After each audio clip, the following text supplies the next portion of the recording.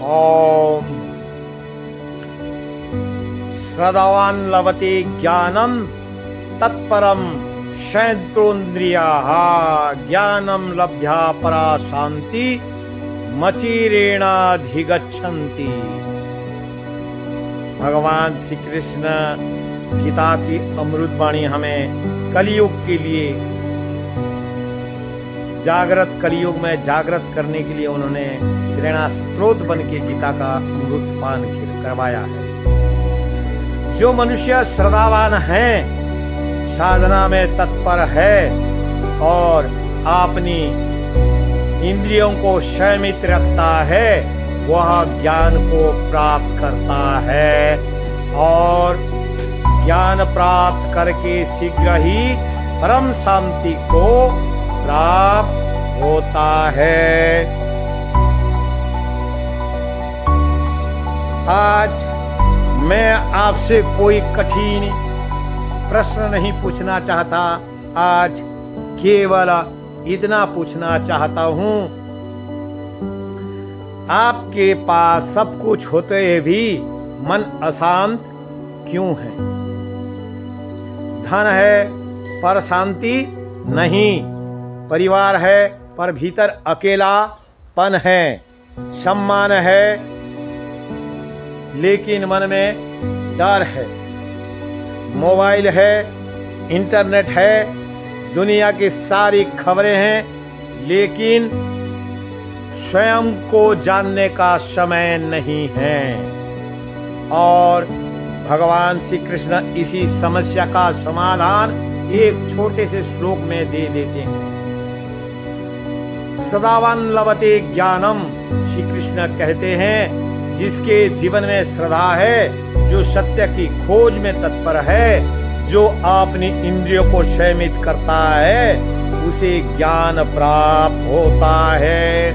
और ज्ञान मिल गया तो क्या मिलेगा? भगवान कहते हैं ज्ञानम लब्ध्वा परम शांतिम, ज्ञान प्राप्त करके मनुष्य परम शांति प्राप्त करता है। भगवान ने सबसे पहले कहा श्रद्धावान। श्रद्धा क्या है? श्रद्धा का अर्थ अंधविश्वास नहीं है, श्रद्धा का अर्थ है सत्य को जानने के लिए आपने हृदय को खोल देना। जब बच्चा अपने पिता का हाथ पकड़कर सड़क पार करता है तो वह यह नहीं पूछता पिताजी आपने कितनी बार सड़क पार की है, वह बस हाथ पकड़ लेता है। क्यों? विश्वास। उसी प्रकार साधक जब गुरु शास्त्र और ईश्वर के मार्ग पर चलता है तो उसके भीतर एक भाव होता है, मुझे अभी सब पता नहीं है लेकिन मैं सत्य को जानना चाहता हूँ। यही श्रद्धा है। श्रद्धा कहती है मैं जानता नहीं हूँ इसीलिए सीखने को तैयार हूँ, और अहंकार कहता है मुझे सब पता है।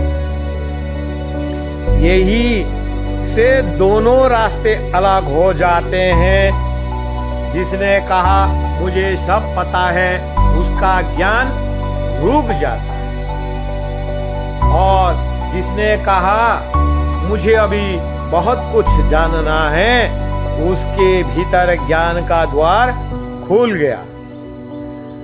भगवान कहते हैं तत्परः अर्थात केवल श्रद्धा रखकर बैठ मत जाओ, साधना में तत्पर हो जाओ। आजकल हम आध्यात्मिकता भी चाहते हैं और सुविधा भी। सुबह उठना नहीं है, ध्यान करना नहीं है, मन को रोकना नहीं है, इंद्रियों को संयमित करना नहीं है, लेकिन शांति चाहिए। क्या चाहिए? शांति चाहिए। ऐसा कैसे होगा? यदि कोई किसान खेत में बीज डालकर अगले दिन कहे ओम नमः शिवाय, नमः शिवाय। सफल क्यों नहीं आई? तो क्या खेत दोषी है? नहीं। समय, श्रम और निरंतरता चाहिए। आध्यात्मिक जीवन भी ऐसा ही है। एक दिन प्रवचन सुन लिया, एक दिन मंदिर चले गए, एक दिन माला कर ली और फिर महीनों तक मन को संसार के हवाले कर दिया, तो भीतर परिवर्तन कैसे आएगा? भगवान कहते हैं तत्परा अर्थात सत्य का खोज में लग जाओ। क्या? सत्य की खोज में लग जाओ। रोज थोड़ा समय निकालो, रोज अपने मन को देखो, रोज अपने दोषों को पहचानो, रोज नाम स्मरण करो, रोज गुरुवाणी सुने, रोज अपने भीतर उतरने का प्रयास करो। धीरे धीरे मन बदलता है। आप भगवान तीसरी बात कहते हैं यतेन्द्रिय संयतेन्द्रिय। इंद्रिय पर संयम। हमारी 5 इंद्रियां बाहर भागती रहती है। आँख कहती है मुझे और देखना है, कान कहते हैं मुझे और सुनना है, जीभ कहती है मुझे और स्वाद चाहिए, मन कहता है मुझे और चाहिए और चाहिए और चाहिए, और यही और मनुष्य को अशांत करता है। देखो, ज्यादा गहरी वस्तु नहीं है, समझने की विषय है, और यही और मनुष्य को अशांत करता है। धन चाहिए, फिर उससे अधिक धन चाहिए, सम्मान चाहिए, फिर उसे अधिक सम्मान चाहिए, प्रशंसा चाहिए, फिर हर जगह प्रशंसा चाहिए। इंद्रियों की कोई सीमा नहीं, इसीलिए भगवान कहते हैं शयतेन्द्रिय। इंद्रियों को दबाना नहीं है, इंद्रियों को दिशा देनी है। जिसे नदी का पानी बांध में आकर शक्ति बन जाता है, वैसे ही संयमित इंद्रिया मनुष्य की शांति बन जाती है। एक व्यक्ति ने अपने गुरु से पूछा, सुनो गुरुदेव, मेरा मन बहुत चंचल है, मैं ध्यान नहीं कर पाता। गुरु ने कहा, तुम्हारा मन चंचल है या तुमने उसे चंचल रहने की पूरी स्वतंत्रता दे रखी है? व्यक्ति चुप हो गया। गुरु बोले, जिसी मन को तुम दिन भर मोबाइल, इच्छा, क्रोध, तुलना, लोभ और चिंता का भोजन देते हो, वही मन ध्यान के समय शांत कैसे हो जाएगा? यह बात हमारे जीवन पर लागू होती है। जिस मन को हम जैसा भोजन देते हैं वह ऐसा बनता है। जैसे खाओ अन्न, ऐसे बनेगा मन। इसीलिए केवल मंदिर बदलने से जीवन नहीं बदलेगा, मन का भोजन बदलना पड़ेगा। तो ज्ञान क्या है? यही प्रश्न आता है। भगवान जिस ज्ञान की बात कर रहे हैं, यह ज्ञान क्या है? क्या बहुत सारी किताबें पढ़ लेना ज्ञान है? क्या संस्कृत के बहुत सारे श्लोक याद कर लेना ज्ञान है? क्या बहुत सारे भाषण देना ज्ञान है? नहीं। ज्ञान का सबसे बड़ा प्रमाण है आपके भीतर शांति बढ़ रही है या नहीं। यदि ज्ञान बढ़ रहा है लेकिन अहंकार भी बढ़ रहा है, तो अभी ज्ञान सिर में है, जीवन में नहीं। यदि शास्त्र पढ़ रहे हैं लेकिन क्रोध भी बढ़ रहा है। तो अभी शास्त्र बाहर है, भीतर उतरे। यदि पूजा बढ़ रही है लेकिन द्वेष भी बढ़ रहा है, तो अभी भगवान मंदिर में है, हृदय में नहीं। सच्चा ज्ञान यह है जो मनुष्य को भीतर से बदल दे, जिसे क्रोध कम हो, लोभ कम हो, ईर्ष्या कम हो, भय कम हो, अहंकार कम हो और प्रेम बढ़े, करुणा बढ़े, संतोष बढ़े। यही ज्ञान की पहचान है। भगवान कहते हैं ज्ञानम लब्ध्या परम शांति, ज्ञान प्राप्त करके परम शांति मिलती है। ध्यान से सुनिए, भगवान यह नहीं कह रहे हैं कि ज्ञान से संसार की सारी समस्याएं समाप्त हो जाएगी।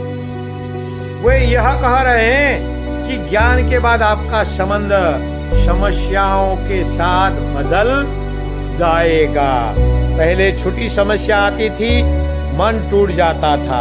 अब वही समस्या आती है, मन कहता है यह भी जीवन का एक अध्याय है। पहले कोई अपमान करता था, रात भर नींद नहीं आती थी। अब मन कहता है जिसने कहा वह आपने संसार से बोला, मुझे अपनी संस्कार बचाने हैं। पहले नुकसान हुआ, मन रोया बहुत है। अब समझ आती है वस्तु गई है, मैं नहीं गया। पहले शरीर बूढ़ा हुआ, डर लगा। अब ज्ञान कहता है शरीर परिवर्तनशील है, मैं केवल शरीर नहीं हूं। यही ज्ञान से आने वाली शांति है। आज की रात अकेले बैठकर अपने आप से पूछना, मैं कौन हूं? क्या मैं यह शरीर हूं? शरीर तो बदलता रहा। बचपन का शरीर कहाँ है? युवावस्था का शरीर कहाँ है? आज का शरीर भी एक दिन बदल जाएगा। फिर जो इन सब परिवर्तन को देख रहा है वह कौन है? यही प्रश्न आत्मज्ञान की यात्रा आरंभ करता है। हम संसार से पूछते हैं मुझे कौन समझता है, लेकिन कभी अपने भीतर नहीं पूछते मैं स्वयं को कितना जानता हूं। जीवन में प्रश्न होना गलत नहीं है। प्रश्न करो, जिज्ञासा रखो, समझो, लेकिन हर बात पर संशय करके जीवन मत बिताओ। यदि डॉक्टर पर विश्वास नहीं तो इलाज कैसे होगा? यदि नाविक पर विश्वास नहीं तो नदी कैसे पार होगी? यदि गुरु के मार्ग पर चलना ही नहीं तो साधना कैसे आगे बढ़ेगी? श्रद्धा का अर्थ है जांचो, समझो, फिर समर्पित होकर चलो। भगवान अगले ही श्लोक में संशय से समाधान करते हैं, अर्थात आध्यात्मिक प्रगति से निरंतर संशय मनुष्य को आगे बढ़ने से रोकता है। आज मनुष्य बीमार केवल शरीर से नहीं है, मन भी थका हुआ है। तुलना में मन को थका दिया। दूसरों की सफलता देखकर जलन, दूसरों का जीवन देखकर आपने जीवन से शिकायत, दूसरों की खुशी देखकर आपने खुशी छोटी लगना। सोशल मीडिया ने हमें दूसरी का बाहरी जीवन दिखाया और हमने अपने भीतर की तुलना उससे शुरू कर दी। लेकिन याद रखना, दूसरे की जिंदगी देखकर अपनी आत्मा को मत तोलना। तुम्हारा रास्ता अलग है, तुम्हारी यात्रा अलग है, तुम्हारा कर्म अलग है, तुम्हारी साधना अलग है। भगवान तुम्हें किसी और जैसा बनने के लिए नहीं भेजते। भगवान तुम्हें तुम्हारा वास्तविक स्वरूप पहचानने के लिए भेजते हैं। तो गुरु वह नहीं जो तुम्हें आपने पीछे चलाए, गुरु वह है जो तुम्हें तुम्हारे भीतर पहुंचा दे। गुरु तुम्हारे हाथ में ज्ञान की मसाल देता है, लेकिन चलना तुम्हें पड़ता है। गुरु रास्ता दिखाता है, लेकिन कदम तुम्हें उठाना पड़ता है। गुरु कहता है आपने भीतर देख। क्या गुरु कहते हैं? आपने भीतर देख, और हम दुनिया में देखते रहते हैं। गुरु कहते हैं मन को देख, और हम दूसरे के दोष देखते रहते हैं। गुरु कहते हैं स्वयं को बदल, और हम कहते हैं पहले दुनिया बदल जाए। यही हमारी भूल है। अपनी भूल को जब जागे तब सवेरा। तो अभी ये बात अगर आपने सुना तो आज से शुरू कर देना। अब हम सोचते हैं पैसा मिल जाएगा तो शांति मिलेगी, घर बन जाएगा तो शांति मिलेगी, बच्चे सफल हो जाएंगे तो शांति मिलेगी, लोग सम्मान करेंगे तो शांति मिलेगी। लेकिन कितने लोगों के पास यह सब है और फिर भी मन अशांत है। क्यों? क्योंकि शांति वस्तुओं से नहीं आती। शांति आती है समझ से, स्वीकार से, स्वयं से, आत्मज्ञान से, ईश्वर स्मरण से, और अंततः उस सत्य को पहचानने से। मैं केवल यह शरीर, नाम और परिस्थितियां नहीं हूं। आज से एक नियम बनाइए। मां नर्मदा के तट है, संकल्प लीजिए। सुबह उठने के बाद 5 मिनट आंखें बंद करके बैठिए। अपने हृदय में कहिए, हे प्रभु मुझे सत्य देखने की बुद्धि दो, मेरे इंद्रियों को संयम दो, मेरे मन को शांति दो, मेरे अहंकार को दूर करो। मुझे ऐसे ज्ञान दो जिससे मेरा जीवन केवल मेरा नहीं, दूसरों के लिए भी कल्याणकारी बने। फिर धीरे धीरे श्वास लीजिए और मन में कहिए, मैं शांत हूँ। श्वास छोड़ते हुए हे प्रभु को समर्पित हूँ। कुछ क्षण केवल अपने भीतर रहिए। आज के इसी श्लोक से केवल 3 बातें लेकर जाइए। एक, श्रद्धा रखिए, ईश्वर पर श्रद्धा, गुरु वाणी पर श्रद्धा, सत्य की खोज पर श्रद्धा, आपने भीतर परिवर्तन की संभावना श्रद्धा। तत्पर रहिए। रोज थोड़ा साधना, रोज थोड़ा स्वाध्याय, रोज थोड़ा नाम स्मरण, रोज थोड़ा आत्मचिंतन। इंद्रियों को संयमित कीजिए। जो देखना आवश्यक नहीं मत देखिए, जो बोलना आवश्यक नहीं मत बोलिए, जो खाना शरीर के लिए उचित नहीं उससे बचिए, जो विचार मन के लिए गिराते हैं उनसे दूर बनाइए। क्योंकि इंद्रियों का संयम मन को शक्ति देता है और मन की शांति ज्ञान को जन्म देती है। मेरे प्यारे भक्तों, भाइयों और बहनों, साधकों और संतों, सभी के जीवन में ये आज की वाणी लागू पड़ता है। जीवन बहुत छोटा है, हमारे बहुत कुछ पा लिया, बहुत कुछ खो दिया। बहुत लोगों से मिले, बहुत लोगों से बिछड़े, बहुत सपने देखे, कुछ पूरे हुए, कुछ अधूरे रह गए। लेकिन एक काम अभी बाकी है, अपनी आप को जानना। एक दिन यह शरीर मिट्टी में मिल जाएगा, नाम भी धीरे धीरे लोग भूल जाएंगे, धन किसी और का हो जाएगा, घर किसी और का हो जाएगा।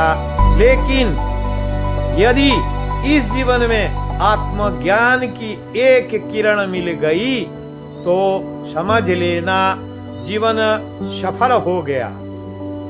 भगवान श्री कृष्ण का यह वचन केवल पढ़ने के लिए नहीं है।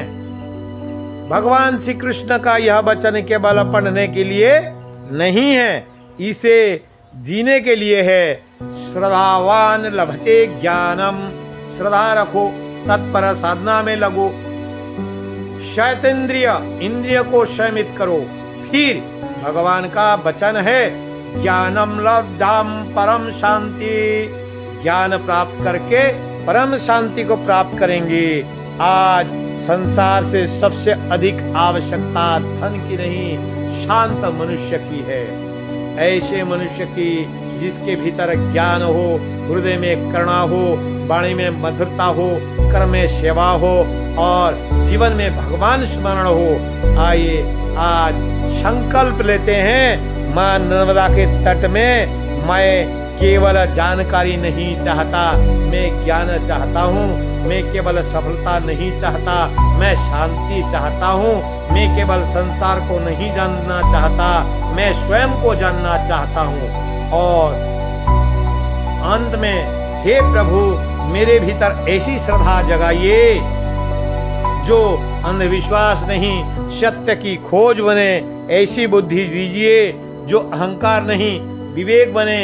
ऐसा संयम दीजिए जो दबाव नहीं, स्वतंत्रता बने। और ऐसा ज्ञान दीजिए जिससे मेरे जीवन में शांति आए और मेरे करुणा किसी दूसरे के जीवन में भी प्रकाश आए। ओम शांति शांति शांति। राधे राधे। हरि ओम तत्सत। हरि ओम तत्सत।